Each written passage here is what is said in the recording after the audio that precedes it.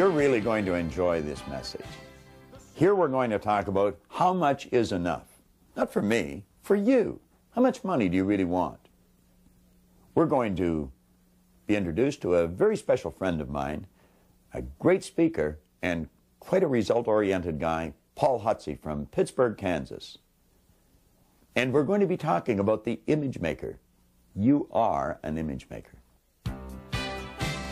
Now, on page 17, at the top of the page, how much is enough? Earl Nightingale said something that I love. He said, most people think they want more money than they really do, and they settle for a lot less than they could get. I think probably many of you were born with the very same idea I was, or raised with it anyway, that if you're going to earn any money, you're going to have to work really hard. Well, let me go back to what Napoleon Hill said here. He said, one idea is all that you need to achieve the success you seek. Now, he said, when riches begin to come, they're going to come so quickly and in such great abundance that one wonders where they've been hiding through all those lean years. Now, he said, this is an astounding statement, and all the more so when you take into consideration the popular belief that riches come only to those who work hard and long. When you begin to think and grow rich, you're going to observe that riches begin with a state of mind, with definiteness of purpose, with little or no hard work. He said, you and every person ought to be interested in knowing how to acquire that state of mind which will attract riches. Now, in another part, way towards the middle of the book, he reemphasizes this. He said, if you are one of those people who believe that hard work and honesty alone will bring riches, perish the thought, because it's not true. He said, riches, when they come in huge quantities, are never the result of hard work. Riches come, if they come at all, in response to definite demands based upon the application of definite principles and not by chance or lack. Now, we're talking about the definite principles. It's up to you to apply them. You want to stop and think, how can I fill a definite demand?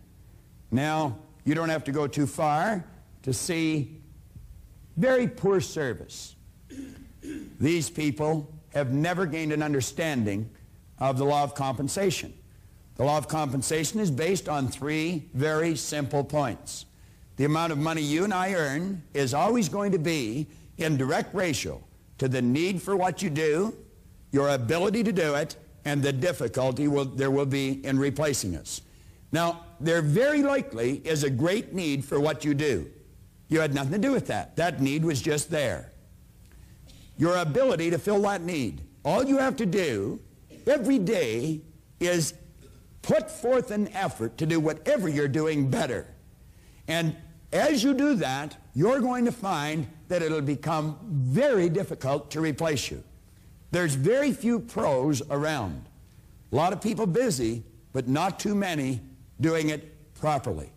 Now, we're saying for you to get into this prosperity concept or get it into high gear, you must be specific. If you want some money, you have to be certain that you know exactly how much money you want.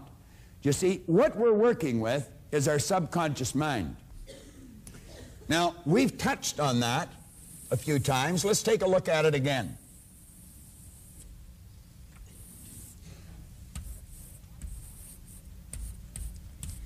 It's the ideas that have been programmed into our subconscious mind through repetition that is forming the conditioning that is there now. It's that conditioning that causes us to do what we do and get the results we get. If there's poverty in this area or a lack of wealth, the problem is not in what we do. The problem is in what causes us to do it. You see, the action or the behavior is an effect. Now, this is what everyone works at changing. They're working at changing effects. If you want to change a result, it's absolutely essential that you go to the cause of the problem, the primary cause. And the cause of your financial situation right now is right in here in the subconscious mind. Now, what we must do is consciously choose, think, and build an idea of the prosperity that we're looking for here in our consciousness. Then we have to get emotionally involved in that idea. Now, people without money would have a difficult time accepting this.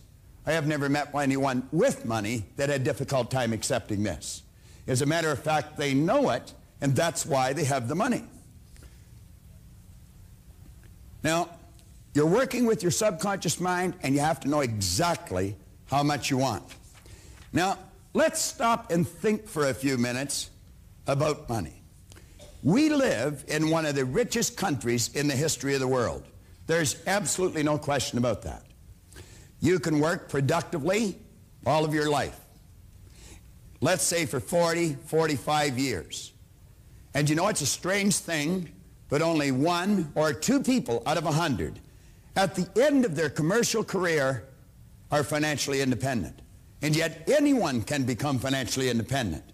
And the strange thing about it is you never have to earn a lot of money to become financially independent.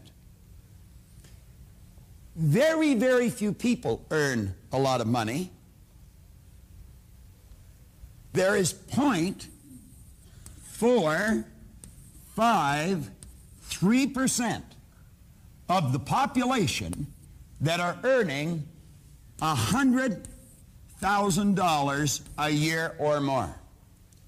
Less than 1/2 of 1% earn $100,000 a year or more.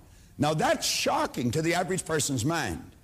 Quite often in seminars, we'll ask different individuals, how many people do you think? What percentage of the population? I had a young lady the other day in a seminar down in Ottawa say about 1/3. Less than 1/2 of 1%. If you go back and take a look at the number of people that are earning between $50,000 and $100,000, you're going to find it's a ridiculously low number. There's only 4.5% earning in excess of $50,000 a year. The number that go between 25 and 50 is 53%. So when you're at those cocktail parties or the neighborhood barbecue, don't believe all the stories you're hearing. Because they ain't necessarily so. Now let's think of this. Do we have anybody here that's 20 years old? 21? Andy, let me ask you a question. Do you want to stand up for a moment?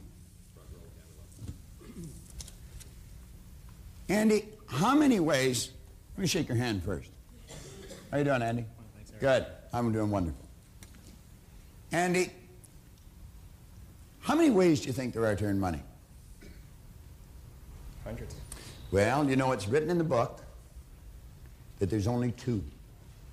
Just 2 ways. Now, that's a little shocking to most people. I had a young man the other day say 1 way. He was really close. There's 2 ways. One is people at work, and the other is money at work. They're the only 2 ways that you have to earn money. Do you work, Andy? Yes, I do. You do. Do you spend one of those each week?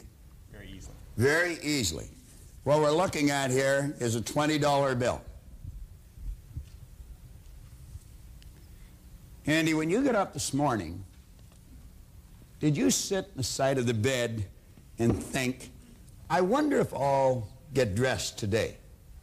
No, I didn't. Just automatically got dressed, didn't you? Yes, I did. That's a habit. All right? That's something we do without giving any conscious thought to it. Andy, let's suppose you took one of these $20 bills and set it aside each week.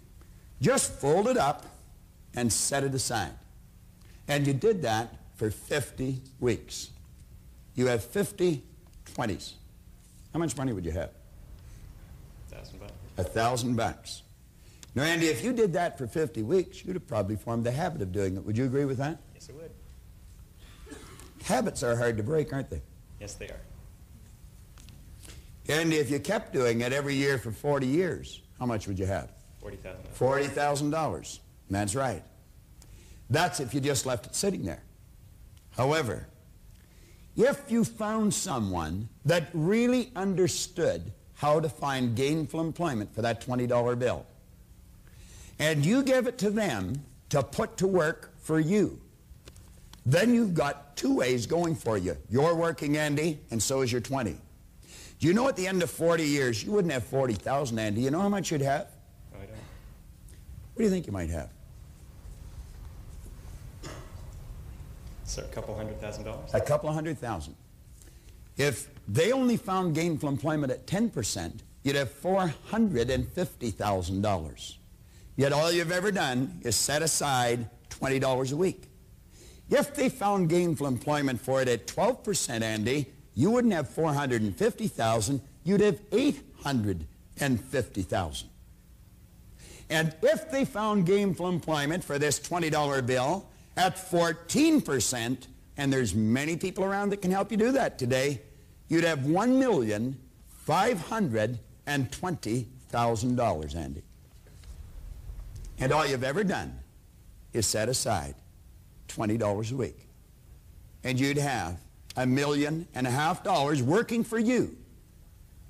Now, there's less than 0.5% of the population of your country that are earning in excess of $100,000 if you never spent the $150,000 or the $1.5 million. If you just left it sitting there, Andy, do you know that it would earn for you between $150,000 and $200,000 a year? And you'd still have your $1.5 million. I would imagine you could probably get by on that for a while, couldn't you? If I had to. Thanks, Andy. And all Andy's ever done is set aside $20 a week. Do you know if Andy worked on chips at McDonald's and never got promoted, he could become a millionaire? So do you see, the classical error that most people make is if you want to be a millionaire, you have to earn a lot of money. And of course, that's not true. If you want to be a millionaire, you have to have a plan to be a millionaire. And that's all you need. You just have to make up your mind you're going to become. How many of you would like to be millionaires? Be honest. Let me see a show of hands. Everybody's hands up. How about you? Would you like to be a millionaire? You know you can. All you have to do is set aside one of those each week. Give it to someone who really understands money. Now, I would be the wrong guy to give it to. If you have any doubt about this, you just ask my wife. You see, John was mentioning his goal was to earn more money than his wife could spend. I set that goal quite a while ago, and my wife said she was up to the challenge. Why aren't there more people become millionaires? Do you think it's possibly because they're not in the habit of setting one of those aside? What would you say a habit was? We said a habit was an idea that was fixed here in our subconscious mind with respect to money. Now, if there's such a small number of people make it, they must have a habit in their subconscious mind with respect to money, but I would say it's a bad habit. But you know, through conscious choice, we can form a good habit. We can renew the mind. And you only have to discipline yourself for a very, very short period of time. Now, do you know there's many people that'll tell you they can't save any money because they're in debt? Well, if you want to use that as an excuse, go ahead. But in my books, it's a poor one. You can be in debt and still put money to work for you. As a matter of fact, if there's only two ways of earning money, it would be an excellent idea to get both ways working, especially if you're in debt. Now, take a look at page 18. If you find the task of getting your financial world in good order for this exciting journey is something that you're just not able to do, I would strongly suggest that you seek professional assistance. Now, this is something that all wealthy people do. Now, let's go back and take a look here again. John, in the last lesson, encouraged you to be very honest, take stock where you're at. I'm suggesting you decide exactly where you want to go or the star that you want to hit. Now, all we need to get from here to here is a plan and then follow it. You don't have to know exactly everything you have to do, but you have to go to someone who does. I mentioned earlier that many years ago I earned in excess of $1 million in 1 year. Now I'm going to tell you something that I'm not too proud of, but it's the truth. At the end of the year, I didn't have any money. I was one of those rich people that didn't have any money. I was living fairly well, but nothing extraordinary. I didn't buy any planes or trains, or I didn't shoot off to Paris for a weekend. I wasn't in the habit of flying off to Atlantic City or Las Vegas and play on the tables. And matter of fact, I didn't even know where it went. There were some things I wanted that I wasn't even able to afford to buy, and they weren't extraordinary things. Now, if you've always worked for let's say an average wage, you might be wondering, well, how did he do it? It wasn't difficult. There's some people here in the audience that have done exactly the same thing. Probably a number of you. And you'll say, no, it wasn't difficult. Do you know that most people have never sat down with someone that really understands money? I think if you needed an operation, you had to have your appendix removed or something, I don't think you'd talk to the guy next door unless the guy next door happened to be a very competent surgeon. I think if you needed a root canal, it'd be highly unlikely you'd talk to your druggist about it. I have mentioned earlier here on the tape that we had a bit of a catastrophe with our plumbing this morning. I didn't phone the electrician to have that repaired. Why is it we just ask anyone for advice? Why is it we just say, what do you think? The person we're asking probably doesn't. But they'll always give you an opinion. Well, we're suggesting you sit down with someone that really understands. Now, wealthy people follow the advice of financial experts. It is similar to the principle, the idea that if a person's body were sick, he or she would seek out a skilled physician for advice. Moreover, you should also keep in mind that even healthy people, if they're wise, periodically go to a doctor for a checkup. You know, I went to a doctor for a checkup here just recently. There was nothing wrong with me. Oh, well, wife says go, so I went. You know, I do everything she tells me. And he was examining me, and I thought, wonder why he wanted to be a doctor. I thought I'd hate to do this. You see, I'm a salesperson, and I love to sell. I actually pity a person that's not. Now, I know there's a lot of people that love what they do, and they probably pity the salesperson, but that's the way I think. And so, of course, I was comparing what he did with selling. And I thought I'd much rather sell. But I still went for his advice, even though there was nothing wrong with me. Now, I want you to think about this. You don't have to be sick to get better. Come down to the middle of page 18. We say it's already been brought to your attention that very few people ever develop real expertise in the area of serious financial planning. They just don't do it. Therefore, we should seek out a competent financial counselor. Now, if you are not on the road to financial independence, this is probably why. There's three categories that people generally fall into. Number one, they're in a deficit position. That means there's more going out than there is coming in. They're in debt. Number two, they're in a break-even position. Everything that comes in goes back out. Number three, they're in a surplus position. They have more coming in than what is going out. Now, you know, you could be in any one of those three positions, and it might still be wise to sit down with someone who really understands money. And you know, that takes some studying. As a matter of fact, it takes a lot of studying. It's a full-time job. It's not something you're going to do on a part-time basis. You've got to be as sharp as a tack, and I'm going to suggest that you have to have the left hemisphere of your brain fairly highly developed, because it's quite a technical task. And of course, I operate from the right hemisphere of my brain. Someone once told me I was a bihemispherical paraplegic, and I'm inclined to agree with them. I just operate from about half of my brain. That's the conceptual side. The other side is kind of useless. Now, a person that's in the deficit position could form the opinion, and it would be tragic, that all they have to do is get more money coming in and that would solve their problem. However, if they're in the habit, if they've got a habit, now think of this, of spending more than they earn, would bringing in more solve their problem?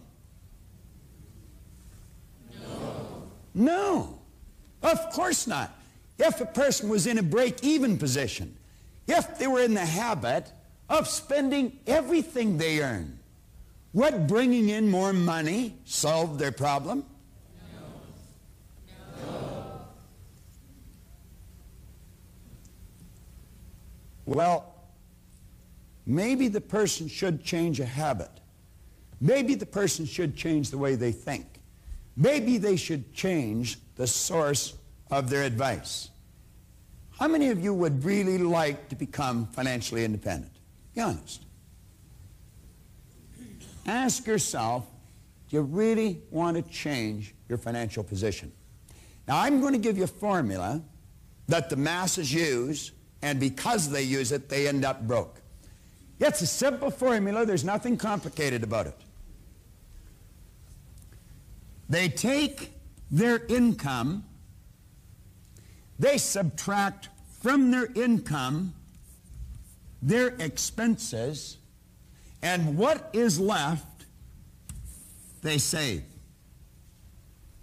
What do you think the problem is? I beg your pardon? Nothing left. No. It costs them more to live than what they're earning. Now, here's a formula for financial freedom. I like that better than financial independence, because I'm going to tell you money will generate a respectable amount of freedom. How many of you would like to go to Paris that have never been there? How many would like to go to Rio that has never been there? How many would like to go to Madrid and never been there? All you need is a few bucks.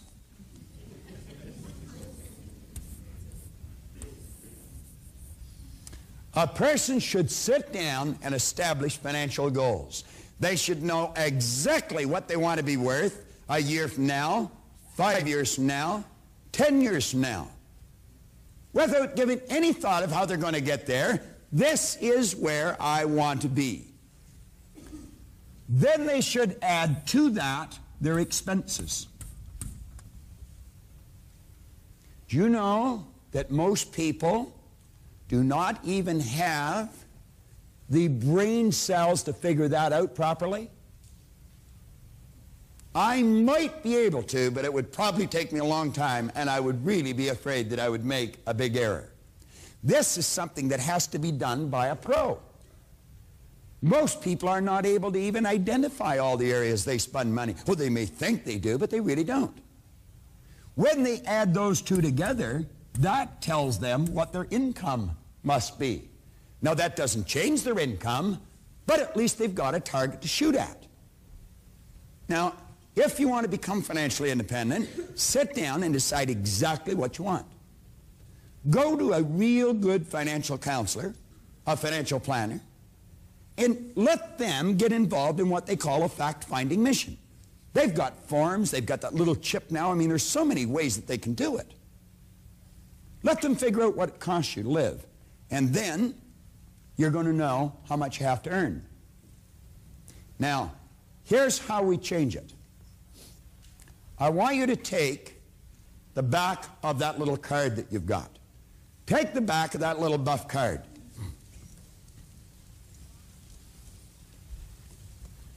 Draw a box on it like that.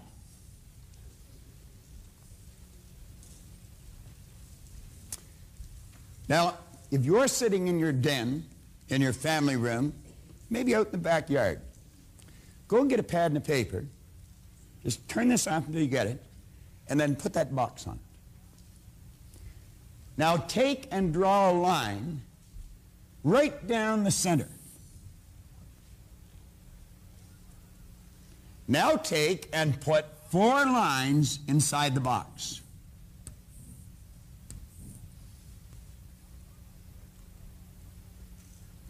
Now above the first set of boxes, write an M.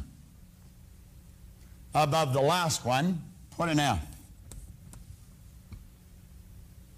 Put a T beside the M and a T beside the F. Put a W in the center. Now we've created a week's calendar. I like to do it a little different. Now, what we're going to do now is take and change it into mornings and afternoons. AM. Let's loosen this up a bit. You repeat this after me as you write it in. Come on. AM. AM. Oh, come on, only about a half. You're doing it. Right? What'd John say? The more you put in, the more you get out. Come on. AM. AM. AM. No, you see, I started ahead of you, so I'm usually a millisecond ahead of the mass. All right. Now, let's take the other boxes and put in PM. Come on. PM, PM, PM, PM, PM. There, we all finish the same time. You learn quick. All right. Now, let's stop and look at what the average person does. They go out and they work Monday morning, Monday afternoon, Tuesday morning, Tuesday afternoon, Wednesday morning, Wednesday afternoon, Thursday morning, Thursday afternoon, Friday morning, Friday afternoon, and they earn, let's say, $35,000 a year, and they give it all to someone else. Every cent of it.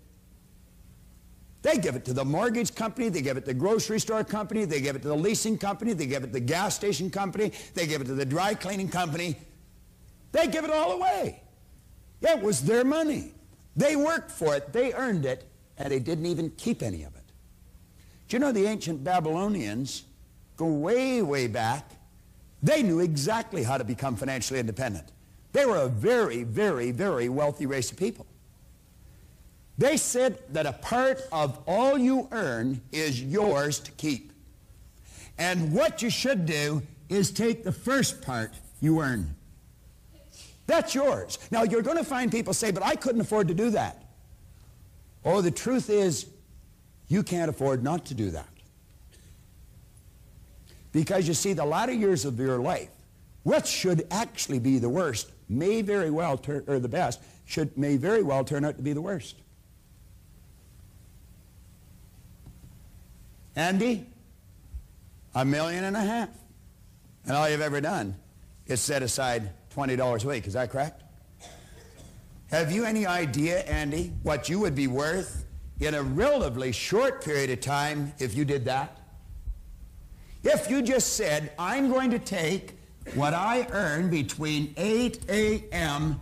and noon on Monday, and I am going to pay me that.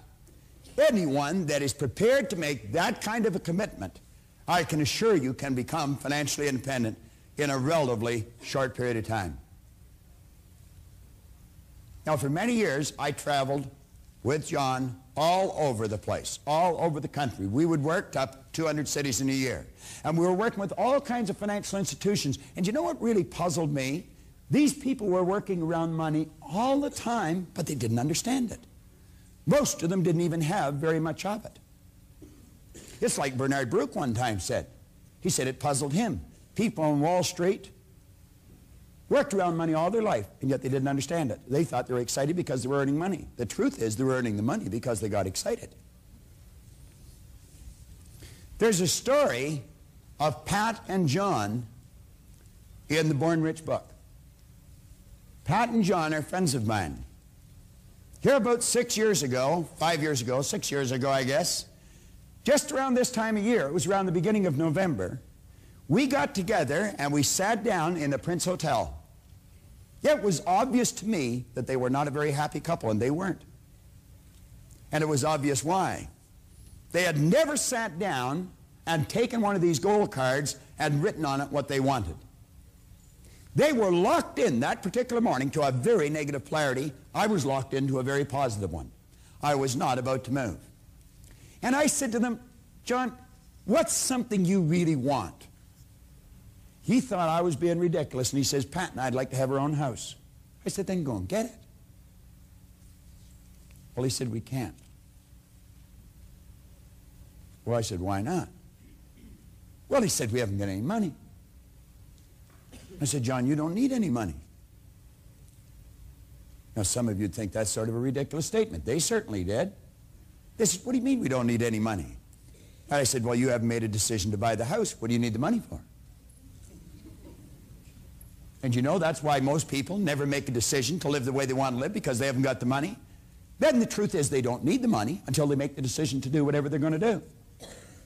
I said, you want to be in the house before Christmas? I took the calendar, and right across the 18th of December, I said, moving. Now, I said, you just think of how to get that house, not why you can't. I said, I'd be a poor guy to talk to from this point on, because I don't have a real spectacular record in the area of real estate. But I said, I know a lady that does. She worked at Harvey Callis Real Estate just up around the corner from the Prince Hotel in Toronto. Her name is Natalie Kopman, Natalie Wasserman now. I was just at Natalie's wedding last week. I said, Natalie, I got a couple of live ones over here for you. They want to buy a house and they haven't got any money. And I remember her saying, oh, great. But at any rate, she came around, and I said, Natalie, John and Pat have an image in here of the kind of house they want. I want you to listen carefully to them until you get the image in your mind of the kind of house they want. Go out and find it and come back and tell them how much they need to put down on that house. And I said, it'll probably turn out to be an awful lot less than what they thought. They thought it cost lots of money. They didn't know how much lots was. The very day that I had marked on their calendar, the 18th of December, they moved in to number 7 Bard's Walkway in Willowdale, Ontario. They lived in that house for a couple of years, and they sold it for a handsome profit. And the lady that bought the house is here today. Stand up for a minute, Vera. Vera Kozel bought that house. Is that correct, Vera? Yes. Thank you, Vera. Vera lived in it for some time, and she sold it for a respectable profit. I'm only going back 5, 6 years. The lady that bought it lived in it for a while, and on the 15th of September, my own son and his wife bought it. That's right. Is that right, Leslie? Brian, stand up for a minute. Am I right or wrong? Now, how old are you, Leslie? 23. Brian? 26. 26. I keep forgetting. All right. Reminds me how old I am. Here he is, 26 years old. Where did I say I was when I was 26? I didn't even know the war was over. I didn't. But I never had very good information running around my head. You see, that's not the first house they've bought. That's the second house they've bought. They've got the first one rented, and now they're living in the second one. And yet they're only 26 and 23. You telling me you can't make it? Here's a kid here from Burlington, Canada. The Barry Banner Advance. Little town just north of Toronto. City, not a little town at all. Overcome procrastination, earn $1 million. Earning $1 million before the age of 30 is passé. Tim Krochuk told Barry North Collegiate students how to earn it before they're 20. All you need is a winning attitude and the ability to overcome procrastination and intimidation. a 19-year-old student from Burlington, Ontario. It's a combination which has earned him a net worth of $1.5 million. An audible gasp escaped from the audience of more than 75 students at North when Krochuk revealed what he was worth. He said, there's no trick to having a winning attitude. It's all in the way you think. He said, this stuff, although it sounds really hokey, it works. This kid had his first business when he was 12 years old in grade 7. He's had 8 cents, 4 of which is still in operation. You think you can't? That kid started when he was 12. Brian and Leslie just bought their second house, 26 and 23. I was trying to figure out where to get the rent. And I'm going to tell you, on more than one occasion, I never got it, so they put a lock on the door. I'm not going to ask you how many of you that's happened to, but it's happened to me, and it happened more than once. Didn't even know how to do that. I met someone that really understands money, and I married her. And when we came back to Toronto, I said, you know what we're going to do? We're going to originate an idea, and we're going to start a company so that the people that go through the seminars will be able to have a choice of going and getting competent financial advice. And you know that thousands of people have gone through that company. Now, Linda operated that company. The first couple that went through there were getting married in 9 months. I'm going back about 8 years. One said they couldn't save money, and the other one said they couldn't save their soul. Nino, you know this couple. With a proper plan, they had enough money to put a down payment on a house and buy all the appliances for that house 9 months later when they got married. Here just recently, they sold that house, earned a handsome profit. In fact, they earned more money, profit on that house, than they have earned themselves working since they started to work, and they moved into a much more beautiful house. Now, if you're not making the headway you want, for goodness sake, go get some advice. Now, you go back on page 19. And as you take a look in this book, again, if you're sitting in your family room or you're sitting out in the back porch, on page 19, write in a date that you're going to have an appointment with a competent financial planner. And go and sit down and let them help you answer the second question. The figure below is the amount of money I need to provide the things I want to live the way I choose to live. Don't let your present financial situation deter you from going right after the thing that you really want, your goal. I want to introduce you now to a couple that I've just referred to in the seminar who thought they couldn't go after what they wanted because it would cost lots of money. But with the proper advice, they got exactly what they were after. They're a couple of very dear friends of mine, Pat and John Swan.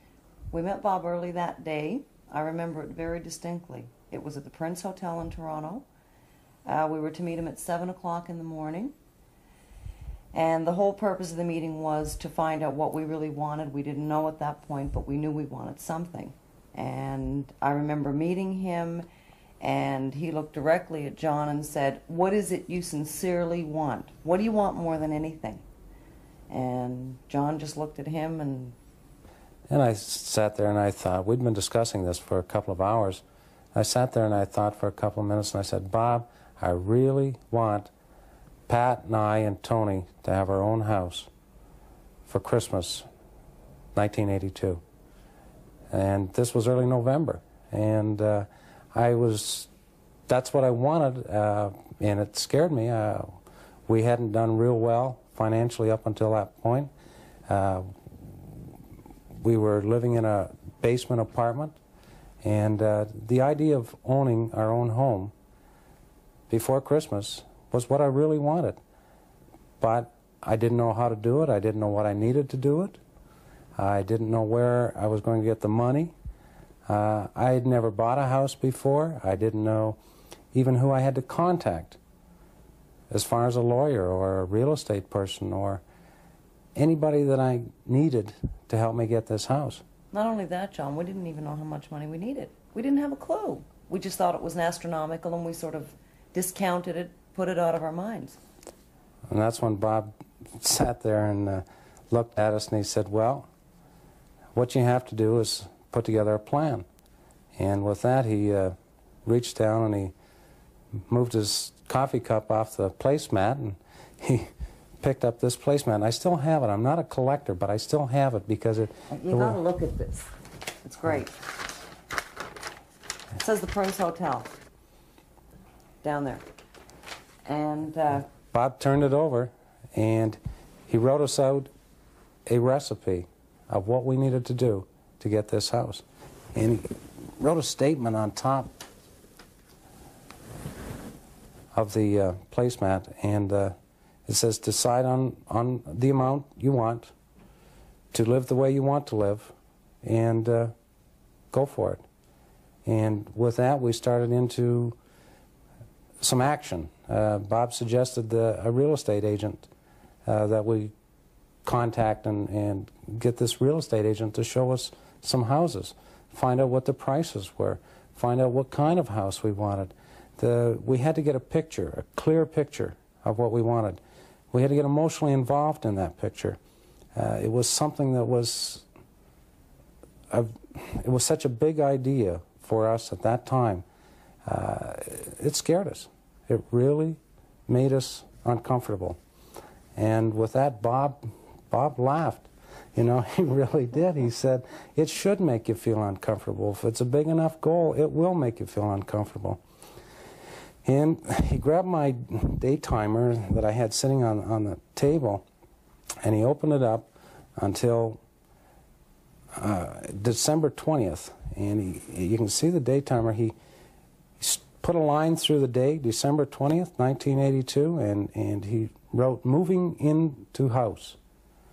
And that made me feel uncomfortable. After that, we closed the day timer, and he said, well, I have a real estate agent that you can call. I know of a girl that's attending the seminar that's a very good agent. So he told me to call her. And I said, okay, Bob, when we get home, I will give her a call. He said, no, call her now. There's a quarter, go. So I went to the phone and I called her and made an appointment with the real estate agent. And later that afternoon, we went and looked at some homes. Within a couple of days, we found exactly the home we wanted. And then the pressure really came on, because we signed an offer on this house. The offer was accepted, and we still did not have the money to close the house deal. It was interesting. It was a lot of emotion. It was a fair amount of pressure because it was uncomfortable. And when you're doing something different than you've normally done in your past, it becomes uncomfortable. It's very uncomfortable to you. But to make the story come to a beautiful ending, early November, we chose the date, December 20th, to move in the house. And at 7 o'clock, December 20th, the lawyer brought the keys to us, and we unpacked our furniture and moved into the house. That's the Pat and John story. It's a good story. It's true. Think of how the proper advice changed the direction of John and Pat Swanton's life. In your action planner on page 19, we suggest here, I will have an appointment with a competent financial planner, write in a date, and go and get the proper advice. Most of us need help in this area. I've often openly admitted it's not an expertise that I possess. Most people don't. Do what Pat and John did. Get the proper advice in this important area. Make your decision right now before you go any further. Put a date and act on it. We started out this morning talking about the idea or the fact that when we think in pictures. A picture can very well be called an image on the screen of the mind. Now, There's an entire chapter in Born Rich called The Image Maker. And that's what you are, and that's what I am. Let's give John a welcome. He's going to take us through the first part of The Image Maker.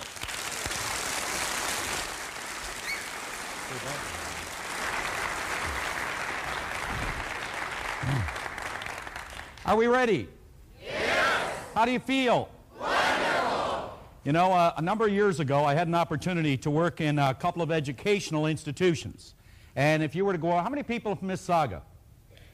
We got some people from Mississauga. You know, as you go up Highway 10, just past Eglinton, you see two big buildings on the left-hand side if you're going north. And one building is the Peel Separate School Board, and the other one is the Public School Board. And I've had an opportunity to speak in one of those beautiful buildings. And any time that I ever go there, I always speak on this subject, psycho-cybernetics. And one of the reasons I speak on it, because really, I think it's the bottom line in not just selling, but in living, period. Because Maxwell Maltz has probably put together the best piece of material that has ever been put together on this subject called psycho-cybernetics. Now, when I go to any one of those places, I will put something like our stick person on the board, and I will put the idea in the bottom part of the personality that we've been referring to, the subconscious mind. And then I will write in there, SI, and I ask them to let that represent what is called their self-image. Now, I want you to really think about this. I start off every single self-image seminar exactly the same way. And I'll say something like this. We don't have what is called a drug problem on our campuses today. Not at York University, not at the local high school, not at any school in this country. And I will deliberately walk to the podium and I will stop. And I'll pause for about 30 seconds after I make that statement. And you can see people elbowing each other or whispering to each other, wondering, where did they get this one? Because you see, that's kind of a ludicrous statement. Bob mentioned this morning that dis-ease is a symptom. The use of drugs is a symptom, behind which there lies a cause. Because we don't have, as Maltz mentioned, we don't have a drug problem, we don't have a drinking problem, we don't have a financial problem, we don't have a relationship problem, and we don't have, you could say, a productivity problem. The only problem we ever have with respect to those areas is a self-image problem. Now put your thinking cap on and examine this idea. I started off this morning and I said this. You can take anything that I'm going to say, or Bob, and you can reject it. You can do that. Or you can take the information and you can accept it. You can do that. Or you can just neglect it. And I said, don't accept, don't reject, and don't neglect what you hear. But I mentioned that only a fool would not take an idea. Kick that idea around to see if it would change, alter, and or improve the end result for a happier, healthier, more productive life. You see, if there was one thing that I ever wanted to get across to my kids or to you, is that our self-image, it sets the boundaries of performance in your life and in mine. We cannot outperform our self-image. We will never do it. Whether it's weight, and Bob will go over this in detail, whether it's income, whether it's relationships, no matter what it happens to be, our image is the governor that sets the boundaries of performance in each and every area of our life. Our image. Now think about this. I want you to imagine for a moment, I want you to go way back to when Socrates was teaching. Now Socrates taught much, but he wrote very little. Plato took what he learned from Socrates and he put it into words, and we were all the benefactors of the work of Socrates. So Socrates decided that he was going to try to use an analogy to teach people something about this governor, about this concept, about this belief system, this idea, this image of self, and how it controls all the performance in each person's life. And this is the way he was able to do it. He said, I want you to imagine all these prisoners in an underground den. He said they have been there since birth, and they're all lined up beside one another. He said they're chained at the neck, they're chained at the feet, and they're chained at the hands to one another, and they all stand in an even line. They can sit, they can stand, they can turn their head each way, they can take a step this way and a step that way, but that is the extent of it. Which is symbolic to mean that many of us stand on what is called this 50-yard line of life, afraid to go for the goal because we might miss. We don't want to go too far back because we might fail. We don't seem to understand that it's got something to do with the concept or the image we hold of us. He said, now, I want you to imagine that they have never ever laid eyes on human life because the cave is dark, they cannot see one another. Now, he said, in front of all of them, there is a big wall from which shadows are moving back and forth. And he said, from these shadows, there are voices coming as though they're coming right from the shadows directly to the prisoners in this underground den. Are you with me? Yes. Now he said, the shadows and the voices are coming from one area of the den. Way back behind these prisoners, there are people walking back and forth, unaware of the prisoners further in the den. And he said what they are people coming in from the ocean, going up through a cave, carrying treasures from their ships that they took at sea. And as they walk by a flaming fire, and as they do, their shadows bounce off the wall of the den and come back at the prisoners who are staring at the wall. And as they speak, their voices travel and they echo from the wall, so it would appear that the voices and shadows on the wall of the den to the prisoners is real. They have no knowledge of what's going on at the back. Now I want you to imagine that one day the chains break away from the one prisoner standing at the end of this line. I want you to picture that. He's standing here and the shackles fall from the prisoner. As they fall from him, he looks and he sees a light coming down from the surface of the den, coming out in the shape of an elbow directly in the area he is looking. Now, since all of us, you and I, since all of us are motivated to move in the direction of the light, in other words, every single person in this room is genetically structured to grow, to move in the direction of a light. You put a potato in a cellar, and that potato will grow in the direction of any kind of light coming through to it. Well, this prisoner spots the light and begins to move in that direction. Don't you think that as he begins to move, there would be some apprehension of some kind? And as he gets close to the light, he puts his head into that elbow and he looks up and he experiences the entire spectrum of light to the point it almost blinds him. It's overwhelming. But again, being genetically structured to continue to move in the direction of the light, he begins to climb. And don't you think as he begins to climb, he's going to feel some fear?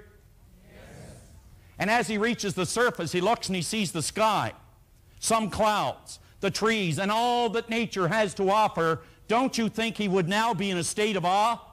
Yes. Do you think now that what he once thought was real is not necessarily real, that maybe there was something beyond the light? That in other words, the way he was living and the results that he was getting or that he has, that suddenly now he realizes there is something more he could possibly do? Yes. And as he begins to walk around, he comes to a little lake. And he looks in and he sees an image, and he begins to run from the image. Wasn't he looking at an image of self? And as he backtracks, he stands at the den and he can hear the prisoners yell, "Return, we'll offer you rewards to tell us what you found beyond the den." Do you think he'd care for such honors?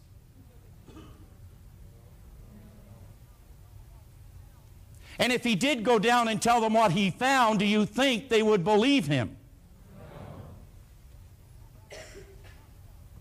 And if he did go back down and he walked up, wouldn't they say, "Ah, you see, up he went, down he came. Isn't it better not to ascend at all?" You see, the real danger is you will never get from the underground den or escape from a prison unless you recognize you're in one. And many of us are like prisoners living in an underground den. And the moment that we begin to attempt to even see ourselves as we would rather, or as we could, or as we want to be, keep in mind we are forever going to be pulled, grabbed, held onto as a hostage by the prisoners in the underground den. By the prisoners in an underground den. Something quickly that I had on here and it's disappeared. Way over in Africa, they take a little beast when it's brand new. It's called an elephant. And they take this little elephant, they put a chain around its leg. And they take this 3-foot chain and they put it on a little stake and they put it in the ground. And you know, for days and days, this little guy, he begins to pull and pull against the stake and chain, but he's too weak at that time to dislodge it. He tries and he tries and he tries for days and days and days, but soon he gives up because he's too weak to pull the chain. Do you know, folks, years and years later, when this beast is fully grown, capable of pulling loaded railway cars, capable of pulling 10 times its own weight, at the end of a working day, they will take him, put the chain around his ankle, put it on that little 3-foot chain onto the stake in the ground. Something that he could pull out at a moment's notice. But he continues to hang on to that chain. He will not move. The only thing that might move the elephant is fire. He will actually stay until he starves to death. What is really holding the elephant? Conditioning? Well, you see, an elephant doesn't have a self-image. But here's the most interesting thing you can learn from what Bob is going to take you through. There isn't a person in this room that was born with a self-image. I think that in that book, one of the, I guess you could say, the greatest point of awareness, that when I read this, was one thing, that I wasn't born with a self-image. But nobody that I've ever met can explain how to alter it like Proctor can. Well, like Proctor can. So at the very top of this page, which is page 21, the ideas contained in this chapter could very well be the breakthrough for you, because image making, once we get a firm grip on it, is a truly dynamic idea. Now believe me, I want to emphasize this. I don't know any one lesson or any half hour or 20 minutes that can alter or effectively alter your life like the one that you're going to experience right now. I want to suggest right at this moment that you'll listen to the cassette and read the chapter over a few times. I would suggest that anybody who would just take this one tape from this chapter and take the book, and if they just exercised it for an entire month, things would never be the same again. What is it Goethe, the great German philosopher, said time and time again? He said, before we can do something or anything, we must first be something. You see, the great conflict is in what you want to be versus what you want to, what you are versus what you want to be. As you are is not how you must remain.